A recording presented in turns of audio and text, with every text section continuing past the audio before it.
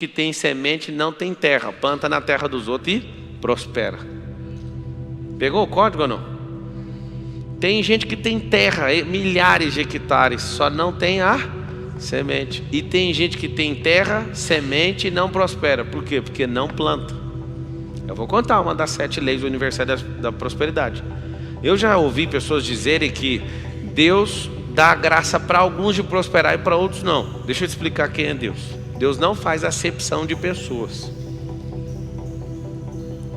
O que significa isso? Você gostando dele ou não, a lei é natural, é um princípio, foi a base para a fundação da terra. E aí daquele que entender com a clareza que eu entendi, se você conseguir entender, não tem como. Você vai falar, não, é assim, eu tenho que pedir perdão para Deus. Me perdoa por não entender sua obra. A palavra fala assim que a criação revela a glória. Contempla. Pablo, como é que você chegou nisso aqui? Você viu de verdade alguém falando isso? Não. Eu comecei a ficar louco olhando para o Salomão. Eu queria entender quem era o Salomão e como ele comprou esse tanto de semente. Ele entrava nessas roubadas tudo, para interpretar tudo que acontecia na terra. Ele ficava olhando para a águia voava por cima da tempestade. Ele falava, isso aí é um negócio muito forte. Aí eu olhava para a formiga e olhava para isso. Aí eu descobri um código. Pelo amor de Deus, aprende isso aqui. Chama-se contemplação. Contemplação. Esse é o código do Salomão. Ele só parava na natureza. Leia Provérbios depois de assistir essa aula aqui. Ele olhava para a natureza e falava, é isso. Ele não sabia o nome de feromônio, porque o feromônio é um nome que inventamos no percurso. Mas ele falava, que sabedoria é essa da formiga? Não tem chefe, não tem líder, não tem... Ele não falava crachá, porque não tinha na época, eu já falo hoje. Mas olha isso aí, ó. Trabalha doidado, certinho, no verão, bater no inverno. E aí olha para um homem preguiçoso, era assim que era escrito Provérbios. Olha para aquele bando de formiga e vê um preguiçoso passando. Aí ele via outro cara... Quando pegava fumaça no olho e falava, aí ele já começava a falar do preguiçoso. Provérbios é mostrar os princípios sendo aplicados, é a vida de alguns funcionando e de outras não. Por isso ele fala muito de tolo. Quando você vê eu dando explicação sobre transbordo, também não ouvi da boca de ninguém. Foi um dia num rio, querendo entender como é que funcionavam os rios. As melhores lógicas que eu já descobri da natureza foi fazendo aquela palavra lá, ó, parando e olhando. Meu Deus, não é possível.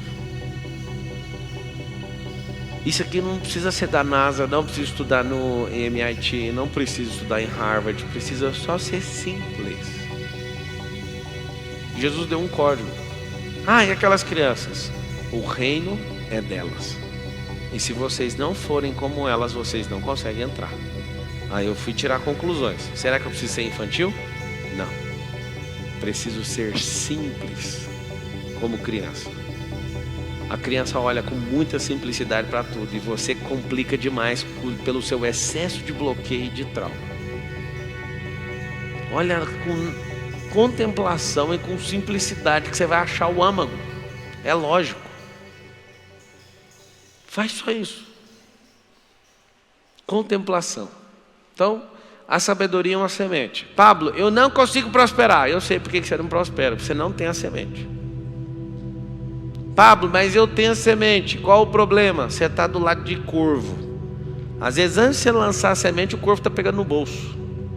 Alguns eram para estar plantando, e eles começam a plantar uma semente. Eu não sei se vocês já plantaram, mas é assim que funciona. Vai um na frente abrindo buraco. Vai o outro atrás jogando a semente. Se tiver só 2, o segundo tampa. Se tiver o terceiro tampa. Às vezes a gente vai plantar milho, a gente planta milho cruzado, 2 sementes juntas. E aí a gente vai, ou então a gente vai com uma matraca, enfia na terra. E vai fazendo isso. O que acontece? A maioria dos senhores, por não entender a exponencialidade que uma semente carrega, faz o seguinte. Você planta, aí vem um corvo. Você já começa, só de você parar para olhar o corvo, você vai deixar de plantar uma carreira gigante. Aí você olha, quando é fé, o corvo pega aqui, você com a aljava, que era para ter lança, flecha, tá cheio de semente carregada. Aí você olha para o corvo roubou uma semente. Você larga a plantação e vai atrás. E fica dias atrás desse corvo. Eu não admito, isso é injusto, eu trabalhei. Continua plantando, amigo. Quando você entender o que é prosperar e o que é riqueza, uma semente volta 1000, a que você correu atrás já foi. Quando você começa a entender também, outra coisa muito grave que você vai aprender no meio do caminho, é que a natureza tem a sua própria parcela nas perdas. Quando a palavra diz assim, Deus alimenta os pássaros, que Deus faz isso, que Deus faz aquilo, a própria natureza é dona daquilo que você está plantando. Por isso não corra atrás do prejuízo, isso é coisa de idiota. O prejuízo já foi. O rio está descendo para o mar. Quando você toma um prejuízo, o prejuízo nunca sobe o rio, o prejuízo desce o rio até chegar no mar. Era para você estar subindo as correntes, você começa a descer atrás de algo que já não é seu mais. Deixa embora. O que você faz? Descobre a essência das coisas, você não ser escravo de nada, nem de ninguém. Sabedoria prospera, te dá fruto. Fique em paz. Quem não produz vai te roubar. Só que o dinheiro que você ganha de salário, pode ser o tanto que for, vai ficar rico nunca. O que faz você ficar rico é pegar esse dinheiro e pôr ele com a fêmea. A aplicação é empresa. O que você faz? Você coloca esse dinheiro para ele dar dinheirinhos. E o grande segredo da vida é pegar esses filhotes e pôr eles para engordar e crescer e continuar fazendo o mesmo circuito. Por que eu estou te falando isso? Vocês aprenderam a trocar um mês de trabalho numa maçã. Escuta isso aqui que é forte. Vocês aprenderam a trocar um mês de trabalho numa maçã. E aí você vive contente, porque dá para comer essa maçã. Se você perguntar para mim como é que faz para sair desse circuito, esse ciclo vicioso, você vai cortar essa maçã no meio, vai tirar a semente, vai plantar, vai vender a metade da maçã e vai, de forma terrível, por um período, vai comer só a metade.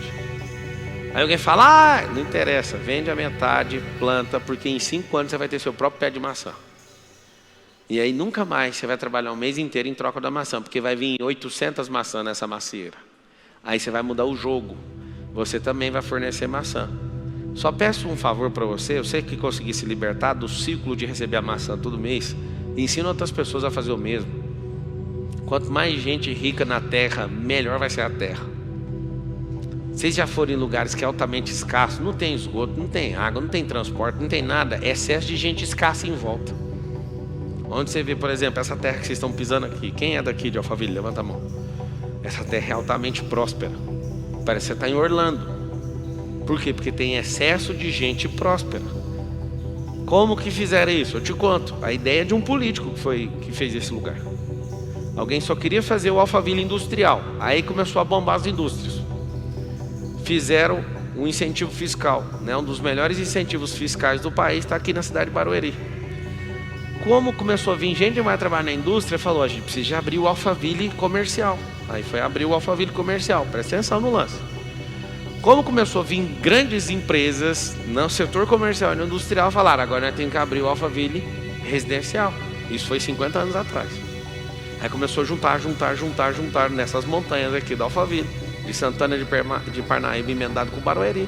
Hoje, esse pedacinho com 35 condomínios de luxo, que é o Alphaville, tem absolutamente o maior número de CEOs por metro quadrado da América Latina.